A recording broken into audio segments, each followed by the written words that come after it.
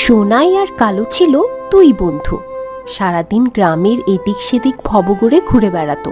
কোনো কাজ কাম না থাকায় এর গাছের আম ওর গাছের কাঁঠাল চুরি করে খেয়ে বেড়াতো। একদিন মাঠের পাশে গাছের তলায় দুই বন্ধু বসে গল্প করছে। এভাবে আর কতদিন চলবে রে সোনাই? কোনো কাজ কাম নেই, হাতে টাকা পয়সা নেই, এভাবে কি আর ভালো লাগে? হ্যাঁ রে কালু, আমারও তো ভালো লাগে না।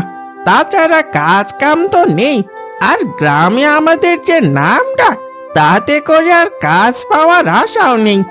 হ্যাঁ রে, তুই একদম ঠিক বলেছিস। ছোট বড় কেউই তো সম্মান দেয় না। ওসব কথা বলে আর লাভ নেই।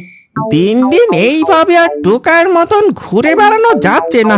কোনো ব্যবসার কথা ভাবতে হবে। কি, তুই করবি ব্যবসা? কেন রে, ওভাবে অবাক হওয়ার কি আছে? না মানে, তোর আমার কাছে তো আর কোনো টাকা নেই, খালি পকেটে কি ব্যবসা করবি? আরে বলদ, বুদ্ধি থাকলে টাকা লাগে, বিনা পয়সায় ব্যবসা করব। তা আবার কি ব্যবসা? তোর কানটা কাছে নিয়ে আয়। ওই দেখ, গাভী গরু ঘাস খাচ্ছে। কালু আর সোনাই মাঠের মধ্যে বাঁধা গাভীটা নিয়ে আসে। পাশেই কয়েকটা গাছের মধ্যে নিয়ে গাভীটাকে বেঁধে ফেলে। যা রে কালু, তাড়াতাড়ি যা। কোথায় যাব তাই তো বলবি। বলদ রে, এক দৌড় মেরে হাঁড়িটা তেলের বোতলটা নিয়ে আয়। ও, তাহলে তোর মনে মনে এই ছিল, দুধ চুরি না করে যদি গরুটাই চুরি করি তাহলে তো টাকাই টাকা। ওই যে সোনা রে আমার, আর ধরা পড়লি যে গণধোলাই খাইয়ে রাস্তায় মরে পড়ে থাকতে হবে নি। আর দুধ চুরি করে ধরা পড়লি কিছু হবে না নে? সে বুদ্ধি আমার মাথায় আছে, তোকে যা বললাম তুই তাই কর। দুপুরবেলায় মহেশ তার গিন্নির সাথে বারান্দায় বসে ভাত খাচ্ছে। তখন মহেশের মাথায় আসে রোদের মধ্যে তার গরু মাঠে বান্ধা রইছে। আরে গিন্নি, আমি তো ভাত খেয়ে যাচ্ছি, আর ওদিকে আমার গরুটা রোদিতে মরল মনে হয়। হ্যাঁ, তা তো হবেই। কেন একটু সকাল সকাল গিয়ে গরুটা আনা যায় না? ভুল হয়েছে গিন্নি, আমার তাড়াতাড়ি যাওয়াই উচিত ছিল। কাল থেকে সকাল সকাল নিয়ে চলে আসতে হবে। যাও, আমি ভাত থেকে রাখছি, এসে আবার খেও। গরুটা মনে হয় আজকে ডাকতে ডাকতে মরল। কালু হাড়ি আর তেলের বোতল হাতে করে নিয়ে আসে। হাড়ি আর তেলের বোতল সোনাইয়ের হাতে দিয়ে হাঁপায়। কিরে, এত দেরি করলি কেন? বাড়ি কি আর এত কাছে? তাও তো তাড়াতাড়ি গেছি আর আইছি। নে ধর ধর, গরুর মাথাটা ধরে আদর কর, আর এদিক ওদিক তাকা, কেউ আসে নাকি দেখ। এবার সোনাই গরু দোয়ানো শুরু করে। তার একটু পরে সেখানে মহেশ চলে আসে। কিরে, গরু এত নড়ে কে? ঠিকঠাক ভাবে ধর। আরে আমার কাছে দে, আমি ধরি, তাহলে আর নড়াচড়া করবি না নি। সোনাই পিছনে তাকিয়ে দেখে মহেশ। ও দেখে লাফ মেরে ওঠে। আরে মহেশে, তা এখন এখানে কি মনে করে? ওরে, মাঠের ভিতরে গরুটা না দেখে ভাবলাম কোনেও হয়তো চলে গেছে, এখন দেখছি তোদের কাছে। সোনাই ভয়ে ভয়ে কালুর দিকে তাকায়। আরে মহেশ, তুই তো বিশাল বেয়াদব আছিস। মানে তোদের মনে একটু দয়া মায়া নেই?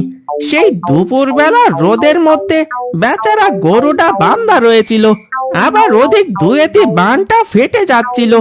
আমি দেখে তাড়াতাড়ি কালুকে দিয়ে হাঁড়ি আর বোতল নিয়ে এসে দুধ দোয়ে একটু বাঁচালাম। হরে সোনাই, তুই আমারে মেলা উপকার করছিস। তা তুই বললি গরুটা কি নেব? নে ধর, এই দুধটুকু নিয়ে যা, বাড়িতে গিয়ে খাস। শুধু শুধু উপকার করে লাভ কি রে সোনাই? দুধটুকু রেখে দিতি। না থাক, নিয়ে যাক, আর হাঁড়িটা কাউকে দিয়ে পাঠিয়ে দিস। এরপর থেকে গরুকে আর এইভাবে আজাব দিস না। অসভ্য চোরের দল, সাথে আর কেউ থাকলে এনে ধরে বাইন্দে বাড়েতাম, একা একা পারে উঠবো না নে তাই। বিকেলবেলা নিতাই আর উর্বশী তাদের দুই গাভী গরুকে খেতে দিচ্ছে। তোমাকে বললাম না যে বিকেলবেলাও একটু দুধ দোয়াও, দেখো দেখি বানি কিভাবে দুধে ফুলে রয়েছে। কি দরকার গিন্নি, সকালেই দুই গাভীর প্রতিদিন 2 মণ করে দুধ হয়, শুধু শুধু আবার বিকেল বেলা দুইয়ে লাভ কি? সেই দুধ তো আবার সকালেই দোয়াতে হয়। দেখো তুমি যা ভালো মনে করো, আমার কোনো কথাই তো তুমি শোনো না। আরে গিন্নি আবার রাগ করছো নাকি? এই গাভী দুটো কেনার পর থেকে এর দুধ বিক্রি করে তো সংসারের সব অভাব অনটন দূর হয়ে গেছে। বাছুর দুটো তো রাত্রে একটু খেয়ে বাঁচবে নাকি? হ্যাঁ, তা তো তুমি ঠিকই বলেছো। বাছুর দুটো বড় হলেও বেশ ভালো টাকায় বিক্রি করা যাবে। হ্যাঁ, এজন্যই তো বলি মেয়ে মানুষ বেশি মাথা কাটাতে হয় না। তুই চুপ করো তো। সেদিন রাতে সোনাই আর কালু যায় নিতাইয়ের গোয়ালে, চুপি চুপি গিয়ে গরুর সব দুধ দোয়াতে থাকে। সকালবেলা নিতাই আর উর্বশী যায় গরুর দুধ দোয়াতে। দাও দাও গিন্নি, সকাল সকাল দুধ বাজারে নিয়ে যেতে হবে, দেরি করা যাবে না। বলছি তাকিয়ে দেখো গরুর বানে কেমন শুকনা শুকনা লাগছে না? মনে হচ্ছে দুধ নেই। কি আবল তাবল বকো, প্রতিদিন সকালেই তো দুধ দোয়াই, ঠিকঠাকই তো থাকে। তাও তুমি ঠিকই বলছো, মনে হয় কেমন শুকনা শুকনাই লাগছে। দাঁড়াও, তাও একটু দইয়ে দেখি। দেখেছো, তোমাকে বললাম না আজ কেমন যেন লাগছে। তাই তো দেখছি গিন্নি। হায় হায়, এ আমাদের কি সর্বনাশ হলো! গরুর দুধ আবার হুট করে বন্ধ হয়ে গেল। এবার তাহলে আর সংসার চালাবো কিভাবে গিন্নি? অত চিন্তা বাদ দাও তো, আজ হয়তো কোনো সমস্যা হয়েছে, কাল থেকে আবার ঠিক হয়ে যাবে নি। তাই যেন হয় গিন্নি, তাই যেন হয়। তা না হলে আর সংসার চালানোই দায় হয়ে পড়বে। যাও তুমি বাজারে যাও, আমি গরু দুটোকে খেতে দিচ্ছি। নিতাই বাজারের ব্যাগ হাতে করে বাজারে চলে যায়। তরকারির দোকানদার হারান চাচা নিতাইকে খালি হাতে দেখে বলে, কি রে নিতাই, আজ যে দেখছি খালি হাতে, দুধ আনিসনি নাকি? দুধ হলে তো আনবো চাচা, আজ তো গরুর দুধই হলো না। বলিস কি রে, তোর গরুর দুধ হলো না? তোর গরুর তো 2 মণ করে দুধ হয়, হঠাৎ করে তাহলে আবার কি হলো? তা তো জানি নে চাচা, হয়তো কোনো সমস্যা হয়েছে। আর 2 দিন দেখি, না হলে পরে কবিরাজ দেখাবো নে। তুই আজকে দুধ নিয়ে আসিসনি ঠিকই, কিন্তু তোর জায়গায় আবার দেখলাম সোনাই আর কালু দুধ নিয়ে এসেছে। কও কি চাচা? কিন্তু আমার জানা মতে তো ওদের কোনো গরুই নেই। কি জানি বাবা, ওদের তো ঠিক মতো চিনিও না। এর আগে শুনেছিলাম দুটোই নাকি চোর চুট্টা। সেদিন বিকালবেলা সোনাই আর কালু দুজন গ্রামের আরেক জায়গা থেকে দুধ চুরি করে এনে তাদের বাড়ির পেছনে ওই দুধের মধ্যে আবার জল মেশাচ্ছে। আরে শোনাই, তোর মাথায় যে এত বুদ্ধি! আগে জানলে পরে তোকে আমি গুরু বলে ডাকতাম। থাক, এত প্রশংসা করতে হবে না। কবে ধরা পড়ে বাছার ছাল চামড়া তুলে দিবে তখন দেখিস। ওসব ফাও কথা বাদ দে। এই দেখ দেখিনি, একদিন হাটে দুধ বিক্রি করে কত টাকা! এইভাবে যদি প্রতিদিন বেচা যায় তাহলে তো মাসখানেক পরে নিজেরাই বড় বড় গাভী গরু কেনা যাবে। কিডা গরু পুষে বেড়াবি? অত টাইম কি আর আমাদের কাছে আছে রে পাগল? আমরা হচ্ছে দুধ ব্যবসায়ী। আমরা যদি রাখালের মতো গরু খাওয়াই বেড়াই তাহলে কি হয় নাকি? কথা খারাপ বলিস নি রে। আমাদের ওপরে কারোর ব্যবসা আছে নাকি? বিনা টাকায় শুধু লাভ আর লাভ। এই দুধগুলো তো আছে, আর রাত্রে যদি নিতাইয়ের গরুগুলোর দুধ দোয়াতে পারি, আহা, চোখের সামনে খালি টাকা ভাসে রে কালু। আমার কাজ শেষ, এখন ওগুলো ঘরে রেখে আসি, আর রাতে যাওয়ার জন্য প্রস্তুতি নিতে হবে। এরপর থেকে কিছুদিন সোনাই আর কালু চোরের উৎপাত বেড়ে যায়। ওই গ্রামের রাত শেষে দিনের বেলায় কেউই আর তাদের গরুর বানে দুধ পায় না। সবাই অতিষ্ঠ হয়ে বটতলা কবিরাজের কাছে যায়। কবিরাজ মশাই, আপনি আমাদের সবাইকে একটু বাঁচান। আরে আরে, কি হয়েছে কি হয়েছে? এই দেখি সব একসাথে। কি হয়েছে তা তো বলবি।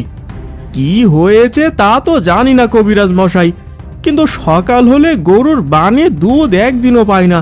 গরুকে খাওয়াতে খাওয়াতে ফকির হয়ে গেলাম, কিন্তু একটুও দুধ হয় না। কবিরাজ মশাই, আমার তো মনে হয় এ গায়ে কোনো অভিশাপ পড়েছে। ওরে পাগলের দল, না না, এ কোনো অভিশাপ টাপ কিছুই না, এ হলো চোরের উত্তাপ। তা হয় কি করে?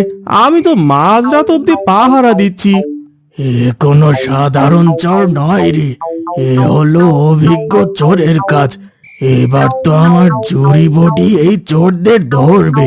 কবিরাজ তাদের ঝুলি থেকে কয় টুকরা ছোট ছোট গাছের শিকড় বের করে এনে এক একজনের হাতে দিয়ে দেয় আর বলে, শোন সবাই, বাড়ি গিয়ে সবার গিন্নির কাছে এটা দিয়ে বলবি, যাতে করে সবাই এটা পাটায় বেটে যার যার গাভী গরু আছে সব গরুর বানে এটা লাগিয়ে দিতে। তাহলে কি দুধ আর চুরি হবে না? না রে পাগল, দুধ সেদিনও চুরি হবে, কিন্তু সকালবেলা বাজারে গেলেই তোরা চোরকে ধরতে পারবি। বাজারে গেলে দেখবি যার হাত লাল সেই হলো দুধ চোর। এখন তাহলে আসি কবিরাজ মশাই। ঠিক আছে, যা। কবিরাজ মশাই তাদেরকে যেমনটি করতে বলেছিলেন সবাই সে কাজটি করে ফেলে। সোনাই চোর রাত্রে দুধ চুরি করে বলে আর হাতের লাল রং টের পায় না। ওইভাবেই দুধ নিয়ে বাজারে চলে যায়। প্রতিদিনের মতো সেখানেই বসে দুধ বিক্রি করছিল। এমন সময় গাভীর মালিকরা সব দুধ বিক্রেতার হাত দেখছিল। কি রে সোনাই, সবাই এইভাবে এসে এদের হাত দেখতেছে কেন?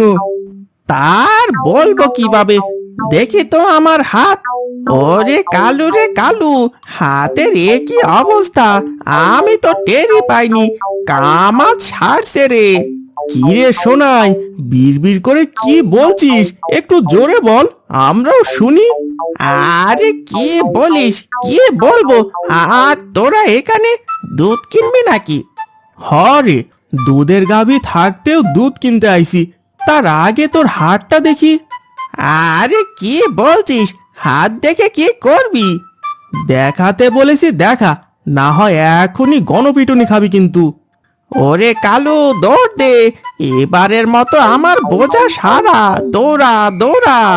কালু আর সোনাই দৌড় দিয়ে পালায়। পেছনে সবাই ওদেরকে ধরার জন্য দৌড় দেয়। দাঁড়া দাঁড়া বলছি, দাঁড়া, অনেক দুধ চুরি করেছিস, তার হিসেব নিয়ে নেই, দাঁড়া। দাঁড়া টুকায়ের দল, দাঁড়া, সেদিন আমি একা ছিলাম বলি কিছু করতে পারিনি, দাঁড়া চোরের দল। ওরে নিতাই, মহেশ, এবারের মতো ছেড়ে দে, আর কোনোদিন চুরি করবো না নে, এবারের মতো ছেড়ে দে। তোরে কইছিলাম দুটো গাভী গরু কিনে নে, আর তুই কি বললি? না, আমরা ব্যবসায়ী, দুধ চোর আবার ব্যবসায়ী। ওরে কালু, তোরে তো আমি পরে দেখতাছি, আগে এদের হাত থেকে রক্ষা পেয়ে নেই।